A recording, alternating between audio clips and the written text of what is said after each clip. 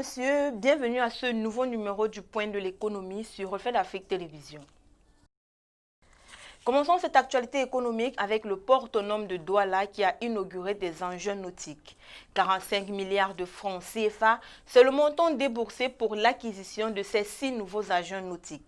L'objectif majeur de ces engins est d'autonomiser les activités de dragage du chenal de la première infrastructure portuaire du Cameroun. Ces opérations, qui ont été très souvent réalisées par des prestataires étrangers, seront désormais effectuées par le port autonome de Douala qui a déjà mis en place une régie. On rappelle, c'est le Premier ministre camerounais, le docteur Joseph Diongouté, qui a procédé le 13 octobre dernier à l'inauguration et la mise en place de ces nouveaux engins nautiques. Au Cameroun, Solange Yana, nommée directeur général de Wafakash Central Africa.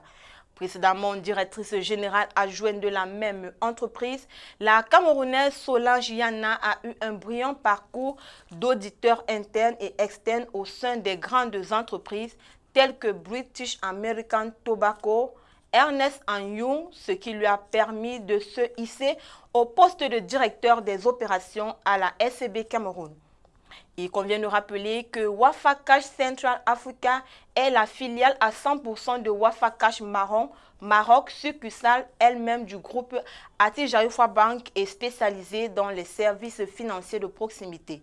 La Camerounaise prend donc les rênes de Wafakash qui a annoncé en mai dernier l'augmentation de son capital de 2 à 2,6 milliards de francs CFA par émission de 60 000 actions nouvelles de 10 000 francs chacune, libérées en totalité et en numéraire par l'actionnaire unique.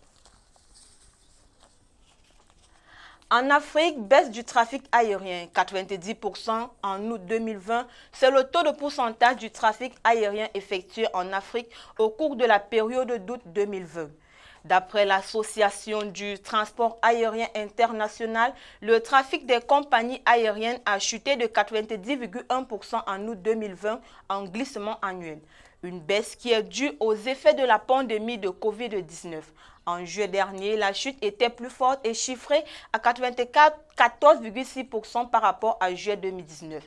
Selon les dernières estimations de l'organisation, la contribution du secteur aérien du PIB du continent africain devrait diminuer de 37 milliards de dollars à fin 2020, soit une baisse de 58% par rapport aux projections qu'elle avait faites avant le début de la pandémie. Guinée-Conakry, rénovation de l'aéroport international de Conakry. 150 millions d'euros, c'est le coût estimé pour l'accroissement et la modernisation des capacités d'infrastructures aéroportuaires de Conakry.